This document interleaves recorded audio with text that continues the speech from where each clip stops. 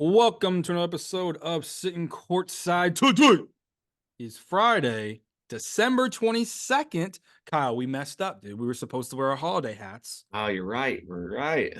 I do have one. I have no clue where it is though. So I guess Yeah, I got whoopsie. Sorry. nothing.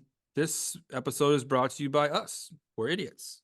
So whoops. Let's start the show. All right, we are back at it. It is Friday. Hopefully, everyone's going to be having a long Christmas holiday. We will be coming at you with, honestly, guys, not a great show when it comes to your picks. We're just going to probably talk a lot of ball, a lot of upsets, a couple picks. It's kind of a terrible slate, but hey, you showed up, so we're going to show up for you, Kyle. Yeah, I mean, we guaranteed you a second. We guaranteed you a second episode for the week. So we came to you. Yeah, I mean, we don't got a lot to tell you here, but we'll go over what we saw. Next week, we haven't really talked about this, but it'll be a little bit tricky because Christmas is on Monday, and then I'm leaving for Alabama on Thursday. So we will figigure out. We'll probably at least get you one episode next week. But let's commit to one episode. It's a big week for everybody. I don't think we need to put it on you, the fans, to come watch us for an hour and a half next week. Let's just take it easy. We'll give you 35 solid minutes. We will pour our blood, sweat, and tears into it. One episode next week. Yeah, and there's literally not a single college basketball game on Monday or Tuesday. So like this is it. Like this weekend, and then take some time off, and you'll bet next weekend. So you'll feel fresh going into like true conference schedules. Yeah. And speaking of that, man, conference ball has started, and what the hell is going on in college basketball? My God. The Big East is just it is not the yellow brick road. No, it is not. To say the least. No, the Big East is absolutely no joke at all. We had upsets galore to start the conference season. Let's go ahead and start with the recap. Providence absolutely whoops number 6 Marquette 72-57. They dominated the entire game. They led by double digits at halftime, and they won the second half too. Marquette just could not shoot. 32% from the field, 20% from three. Woof. Terrible game for Marquette here. And this is why you need to watch this show, or at least listen to it in the car on your commute, and not the big market monies over at Fox, ABC, wherever you're watching it. Because we've been calling this whole Marquette issue for at least a week and a half, if not 2 weeks. They do not play well if they do not shoot the basketball. They showed it again. What was it, 2 days ago at this point, 3 days ago at this point? Yeah. And I don't think another team, another podcast in the country, another show in the country called that rat line as well as me and you did. Kudos to us. If you guys were listening, you watching, you bet it. Congrats. You made a fortune off of us big dumb idiots. It was great. Jordan absolutely nailed that line. He absolutely nailed it. This is a team effort, Kyle. All right. Yes. Team effort. Okay. We both got that.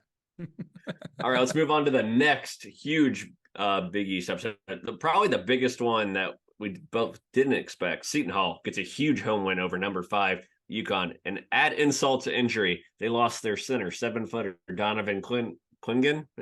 He goes down with a foot injury. And if you know anything about 7-footers, a foot injury is not good. And this was basically a replica of the Marquette game. UConn shot terribly, and Seton Hall led from start to finish. It was basically the exact same game. Yes, it was. This specific game, we joked about this offline. I think I'll say it officially on the podcast. It is the Mingo curse.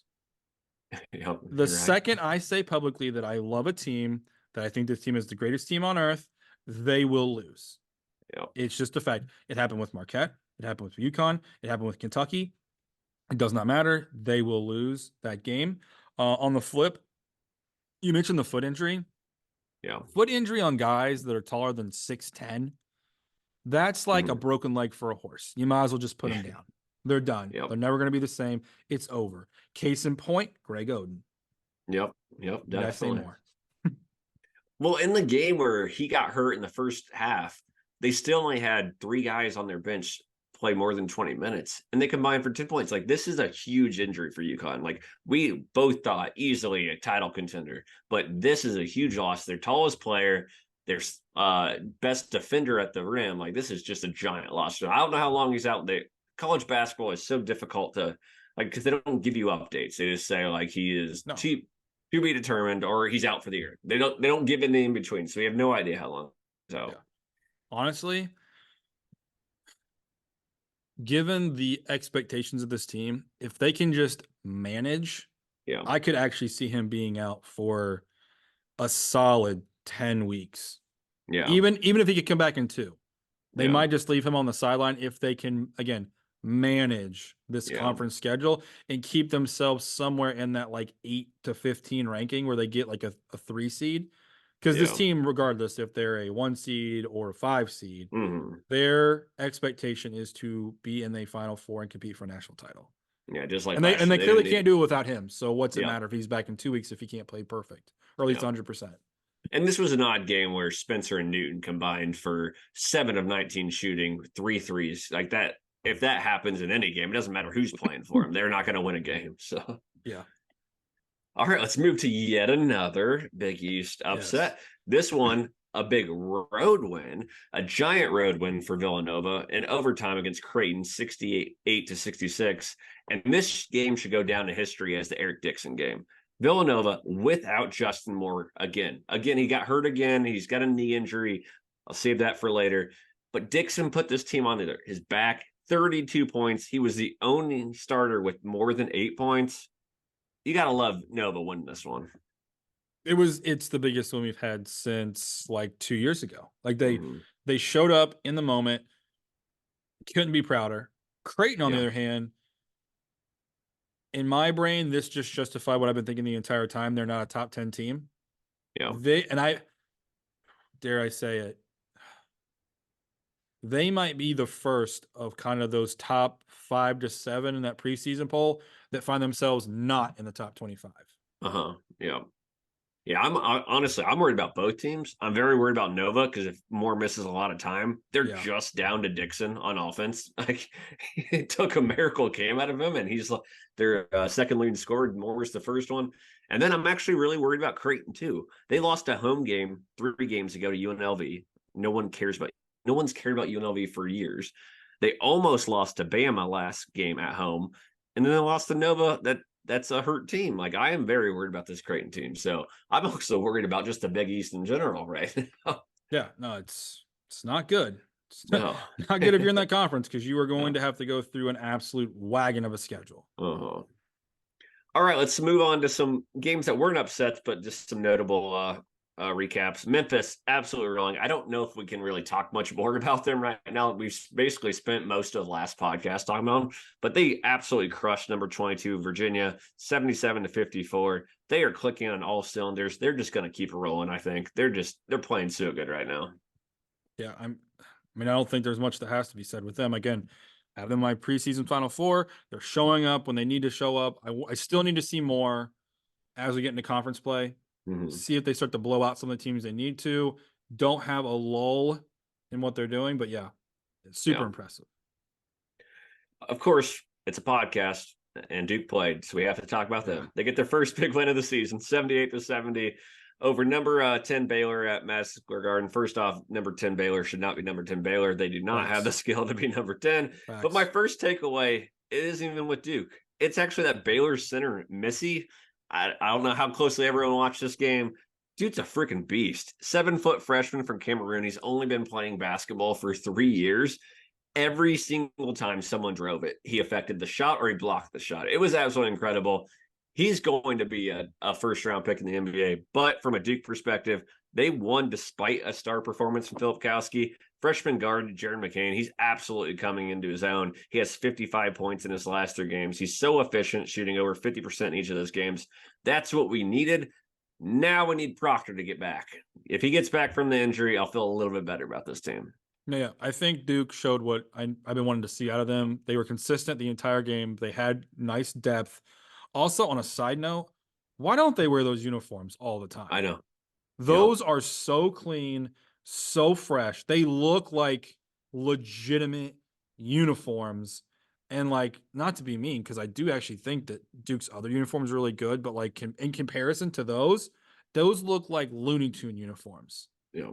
Like they just honestly, they need to start going with that, like Duke, and then on the back they need to put a patch that just says like the Brotherhood, because like that would be so Duke to have clean uniforms like that and have the little patch on there. Like Even the script was, I mean, it was a great uniform, maybe a top 5 uniform, quite frankly.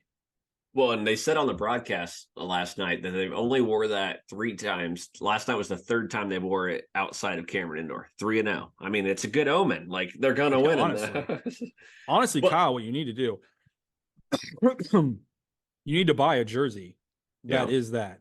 yeah. Because I don't know if you remember this. One of the times that they did not wear that in Cameron Indoor Stadium was last year. And me and you made the comment that Shire's pullover that matched said Oh, uniform was uh-huh. a fire pullover. Yeah, And I remember digging through the depths trying to find that pullover because I was like, I don't even care that it says Duke on it. It was uh-huh. such a good color scheme. I would wear that around. Yep, 100%. And I want to revisit one thing from last podcast because both me and you knew it. We just didn't have the exact numbers for this. Yes. But we we both knew that Duke was amazing at Madison Square Garden. I had absolutely no clue they've played this many games at Madison Square Garden, but they are now 41-18 at MSG. So Yeah. if they're playing there, just book it. Just book it at this point. I just think it's funny too that like I wouldn't say me and you were like massive like analytical math guys. Mm-hmm. We're good at math, don't get me wrong, but it's not like we're digging through the depths of data for this show. Yeah. The fact that me and you just had the memory, like that's when you know it's like the dumb sports guy that's actually not dumb. Just watching enough games, we knew I was about like, to yeah, say it's just the they don't watching part. lose. They just Yeah. don't lose there. It's Yeah. insane. Well, it's like I even saw the line at 3.5. I'm like, I don't care. Just lay it. Like it doesn't matter. Yeah, They that's what I got said this on the one. show. I have no clue what the sign's gonna be, but I don't even care. And Yeah. honestly, I was kind of concerned about the line as we got down to the end. But the last like 3.5 minutes, I mean, Duke Yeah. just ran away. I don't know what Drew Scott was doing. Scott Yeah. Drew, whatever his name is. Yeah. Scott, He's got 2 first names. It doesn't matter. The scheme was great until the last 3.5 minutes, and they like decided to not understand the the fundamentals of basketball. Like they were playing defense at the worst time and then failing when it made no sense. Yeah. It just Well, now that you bring that up, it was so crazy because Philip Kelsey was in foul trouble then, so they took him out, and that's when Ryan Young, who I hate watching for Duke, the whole game changed because they just started running like motion the entire time. But one thing, buyer beware, when you're going into conference play, when you're going into the tournaments, Baylor, a 73% free throw shooting team, and they were bad. Like that is going to hurt them so bad in big games. So just note that for when you're making these bets on close games with Baylor. yes. On that note, I want to bring something up I also thought about during this game, and it can be a longer topic. Who is the front runner at this point for player of the year? Not named It's Zach Edey. Yeah, I was gonna say it's got to be Edey. Like It's just I got to feel be. like Philip Howski was in that conversation. He's not anymore. I'm sorry. No, he's not. And He's I not. don't see himself climbing himself back into it. Like I'm like No. thinking through some of these names. I'm like, is this the year we have like a no name guy that like just kind of shows up and they give him the award because they can't give it to Edey 2 years in a row kind of thing? Like I was like, who can that guy be? And I really cannot think of a single name. No. I mean, Edey's second in the nation in scoring and third in the nation in rebounds. So he's just gonna get it. I feel like he's just gonna get it. Well, I don't know if you remember this. I'll give you like a football comparison, right? Like Tim Tebow won the Heisman the following year. He had a better year. They didn't give it to him. Yeah. Johnny Manziel wins the Yeah. Heisman following year, has Right. a better year. They don't get like, I feel like it's pretty common in sports. You just don't give the guy 2, even if he does better, because you want to keep the award fresh, right? Mm-hmm. But man, it's gonna be hard for them not to give it to Edey twice. Everyone's fallen by the wayside. I know. I'm trying to think of who else. There was another guy a couple years ago. They were like in basketball. Was it? Damn it. North Carolina guy, maybe? I can't think of who it is. Yeah. Doesn't matter. Long story short. Yeah. The Hansborough, I think he won it twice, didn't he? Yeah, that see. One, I would say Dickinson, but McCullers averaging more points, rebound, or more points and assists than him. So, like, yeah, no, honestly, Dickinson is the biggest disappointment I've seen in college basketball the last 5 years. Him and Baycott. Yeah, honestly. But like with Dickinson now, that's like the 3rd year in a row. He's just kind of a guy on a team. He's not a star player. I hate to say that. He is trying to buy other stars, but like sometimes you're the biggest guy on the court and you look like the smallest guy on the court the way you play. Like everyone's going to say he's an NBA guy. He's not lasting in the NBA. He just needs to go straight to Europe, and just play for 10 years there, be like a freaking Italian hero, and no pun intended, and just do that. Like, I mean, if I'm just looking through some stats as we talk about this, like if you like North Carolina, if they somehow go on a run, get top 5, RJ Davis been crazy. If Illinois goes on a run, Terrence Shannon's been amazing. He's already got a couple triple doubles, but I mean, Edie is just so far away, like above them right now. So did you see who was it? There was a big Twitter personality that said Zach Edey was the greatest basketball player to like ever, like greatest college basketball player ever. oh I'm wow, I like, I mean, think we're getting a little ahead of ourselves. The yeah. guy's like not even won a national title. I was gonna say it also took him like 2 years to even break the rotation. So Just, I feel like we forget there was guys like, I don't know, Kareem Abdul-Jabbar, yeah, that's like, he was decent at basketball, I would or say. like Oscar Robinson, like Yeah, guys that Bill Walton. absolutely Yeah, dominated, just dominated. yep. So anyway, All right, back to the show. all right, we'll keep it moving. All right, Arizona covers at just as we called, and they also hit the under easily. It was 174.5. The final score was 87-74. I just want to say I don't think we noted it when we were podcasting last time. This game started way too late. Oh, yeah. 11:10 Eastern tip off. Like, come on. Like I This, watched I go watched ahead. like half of the first half. That's basically what I watched. This was a classic. I'm not in full season mode yet because this would No. have been the me yelling for the midnight snack in the pack because that's 100% what it was. Uh-huh. This is the Yep. classic. Like you should have took a nap in the middle of the day. Get your popcorn ready. You're gonna be up till 2:30. Yep. Like it just Yep. it was entirely too Yeah. late. And I mentioned it before our podcast. There was one of my player bets yesterday that I didn't understand why it happened. And it was this game. What was there over 160 points scored?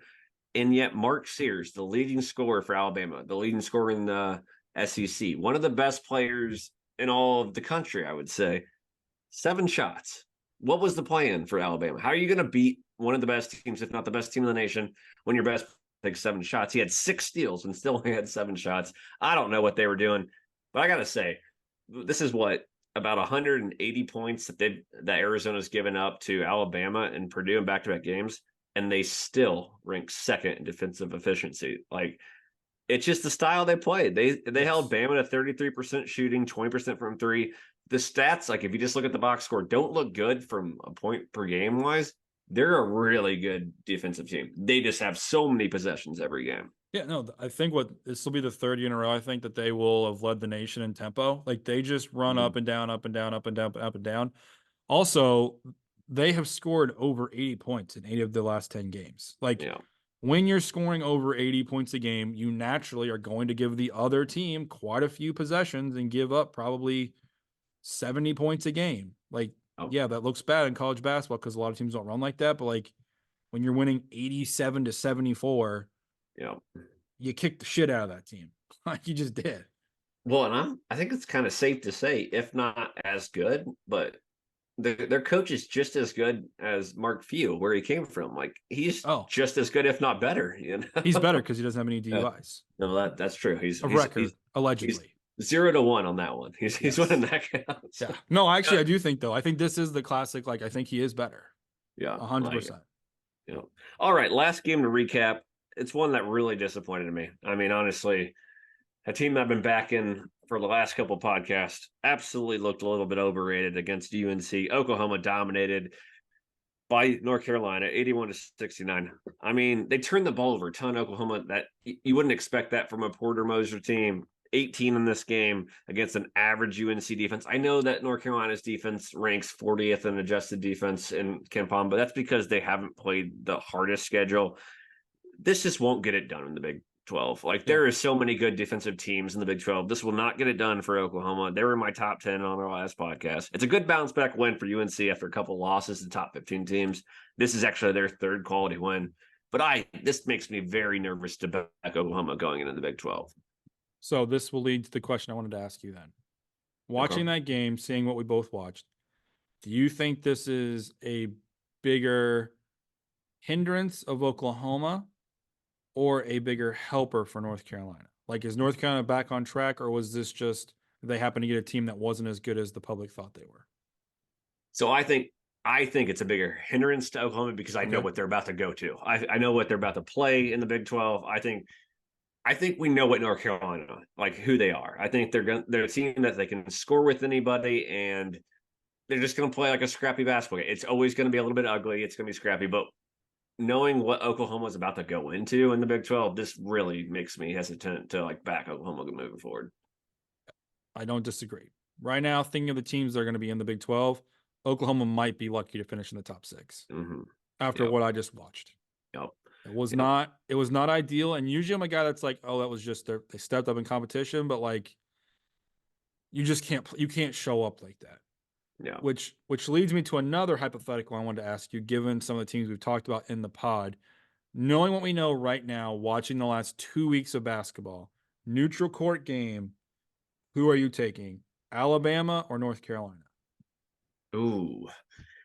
I think I honestly, I hate to say this, but I think I still take North Carolina. I You think think just so? because they have a little bit of defense. Alabama has just proven to me over this last 2 weeks against amazing opponents. Don't get me wrong. They just have they can't stop anybody. Like they can literally not stop anybody. Yep. I'm inclined to think on a neutral court that Alabama would actually squeak it out. And the reason I Okay. say that is they've played a significantly higher quality of opponent, multiple like games in a row. They're always Mm-hmm. in the game. They're always in it, right? North Carolina, I feel like they do this. They go up and down. They have like these waves of Mm-hmm. playing. Alabama may be losing, but they are very consistent. Yeah. I think in a neutral site game today, I would take Alabama to squeak that out. What I'm hoping from an Alabama team is that in SEC play, they start to find themselves to the point where they can play adequate defense. I'm not talking about like good defense. I'm just Yeah. enough to not just give up 90 points every game. But Well, it'll be interesting. If they find that, they're going to be a dangerous team in March. That's for sure. see though, I think these are two teams that are going to be jousting for Yeah. like being a 6 or being a 9. Mm-hmm. And you Yeah. would much rather be a 6 than a 9. Yeah. Like I think Nice. that's where we are with these two teams. Like, and I know we talk a lot about the top teams in the country. I thought it'd be interesting to see. I don't Yeah. want to say middle of the pack teams in the country, but these are French top 25 teams. Like, and come tournament Yeah. time, they're in the middle of the bracket. So Yeah.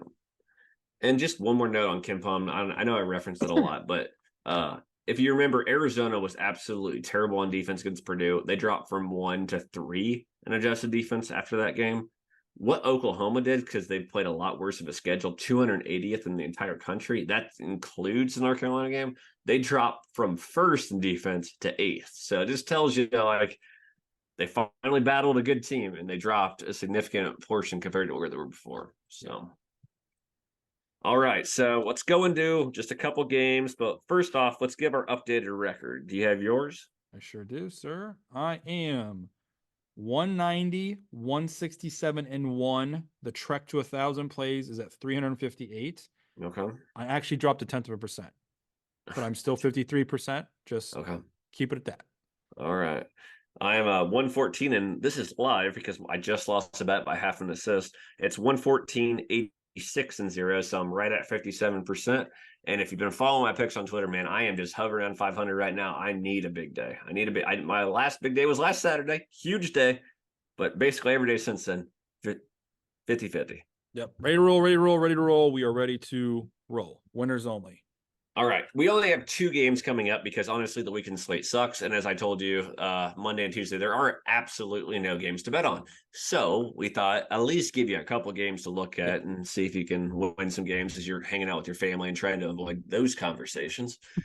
So, so let's move on to Friday night at 9 p.m. Number 13 Illinois, who is 8-2, at Missouri, who is 7-4. Illinois has been one of the best defenses in the nation so far, but they've only played 4 quality opponents and they're 2-2. Missouri, though, they started out great last year. It's been a complete change this year. They've lost to Seton Hall, Kansas, Memphis, and had a terrible loss to Jackson State. Any chance the home team gets it done here against Illinois? Or do you think Illinois rolls on the road? This is a sneaky rivalry. I will say that. However, I think if Illinois wants to be taken seriously as a top 15 team, they need to roll Missouri by probably 12 plus. Yeah. So I will be taking Illinois. I fully anticipate this spread to be around 7. Yeah. Most likely. But yes, Illinois is the play here. Missouri, kind of on in a weird way. Like I said, it's a sneaky rivalry. It's kind of their last hurrah before going into conference play. Like if they don't figure it out against Illinois, I think they might nosedive into the SEC, and we might find them at 12 or 13 wins at the end of the year, and that's it. And they're going to be recycling coaches yet again. It just seems Yeah. like they keep paying up for these coaches and having to recycle them. And yeah, you basically nailed the spread because usually Ken Palm's basically right on the spread. You said 7, they have Illinois winning by 8. So basically, you nailed that one.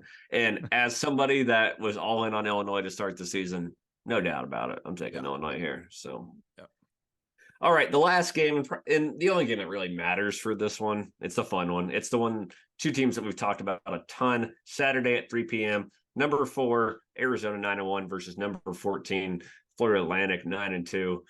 This game's in Las Vegas, so not really a home game for the team closer to Arizona, obviously. We've been all aboard the FAU train. This seems to be their ultimate test, though. Like, this is the one. It's, okay, we saw you make it to the Final Four, almost make it to the championship. Are you that good? Tell me how good they are. Do you think they can beat Arizona or no? They don't beat them, but they cover. Okay. And quite frankly, that's saying a lot if you think about the teams Arizona has played in the last 2 weeks, not named Purdue. Yeah. I just FAU, I still think is extremely talented, but they're obviously going to be traveling like 3,000 miles for this game. And you're not playing a slouch of a team. It's probably the biggest game since the Final Four. Definitely. And so the second biggest game probably of your program's history. Yeah. They're going to be up for the game in the first half. We know that the strength of Arizona is their pace of play and their depth. I just don't think FAU can keep up with that, especially just given the time of year. Bonus pick, take FAU to cover first half, maybe even win. Arizona, though, will win the game outright at the end of it, but I do like FAU to cover. And again, I'm going to say that this line is going to be somewhere around 6.5. Oh my goodness. Okay, so we've done this podcast for way too long because you've stole all of my talking points. God damn it. This is why you need to go first sometimes. But anyway, I'll go through again just so everyone listening knows it. So we have 2 top 10 offenses, but Arizona is the second most efficient defense in the nation. I mentioned that earlier. Arizona has 4 quad one wins already. Atlantic only has 1, and that was against Texas A&M, not even ranked anymore. Yeah. And I literally wrote this. I'm going to read this verbatim here. I think we might both go Arizona straight up here. But right now, Ken Palm has the spread at 6, and I think we might take FAU if the spread's at 6. Absolute classic. Absolute classic. And what's funny is I wrote that about an hour and a half ago, and the spread or on Ken Palm, it's went from 6 to 7, and you said 6.5. 6.5. I mean, this is why you watch this show, people. You don't have to do the research. We'll waste our lives away doing it for you. Ali. So basically everything Jordan said, I echo. That's all I got. So. All right. If that line comes out 6.5, just consider us geniuses and do everything we just said. And just enjoy that game, man. It's going to be such a good game. Like, it's the day before you have to go do all the Christmas stuff. So yeah, it should be a great Honestly, time. It'll be a nice change of pace too with all the football that's going to be going on. Like, just watch a different sport for like an hour and a half. Yeah.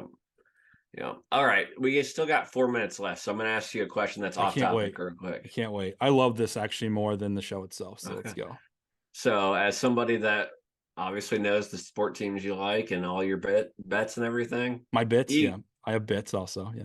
You do have bets. That's for sure. Eagles. What's your thoughts? This is exactly what I anticipated. The Seahawks loss was not anticipated. I will say that. That was disappointing. But if you recall, I've told almost everyone at the start of the year, the 5 games prior to the Seahawks game, if we won 2 of those, I was going to be happy with that. So no, if you're asking me panic button, I have the drawer officially open. All right. Yeah. It is open. And when I say panic, I'm not panicked in like they're a bad team. I have Super Bowl aspirations for them. The panic button is officially being shown because it's not looking great for them right now. They're probably not getting a bye. They're going to get a pretty tough team in the NFC because the shitty team is the NFC South, and they're going to be the 4 seed. So we're concerned, but we're not like panicking. There you go. And it's also it's hard to win in Seattle.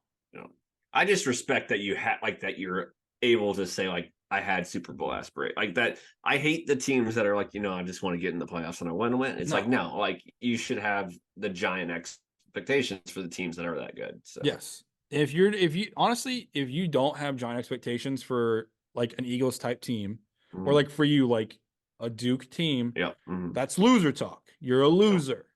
Yeah. Just be a winner, and when you don't win, own it.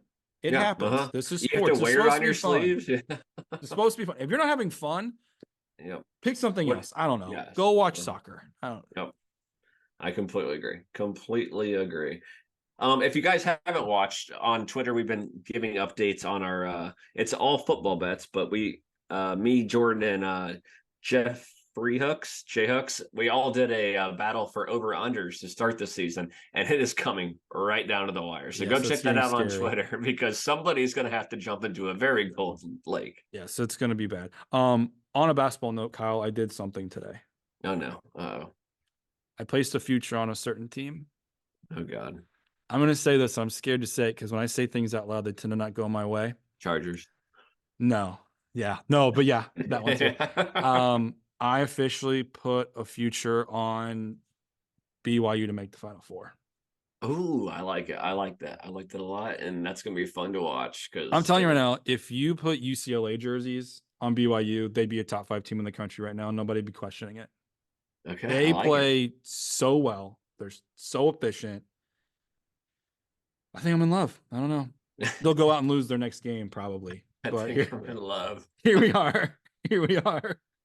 I absolutely love it though. I would have put them to win the national title, but their odds aren't like wildly great for national title aspirations. And honestly, if you go to the futures right now for national title, I don't think I'd put a future on anybody because they're terrible odds. Yeah. Terrible.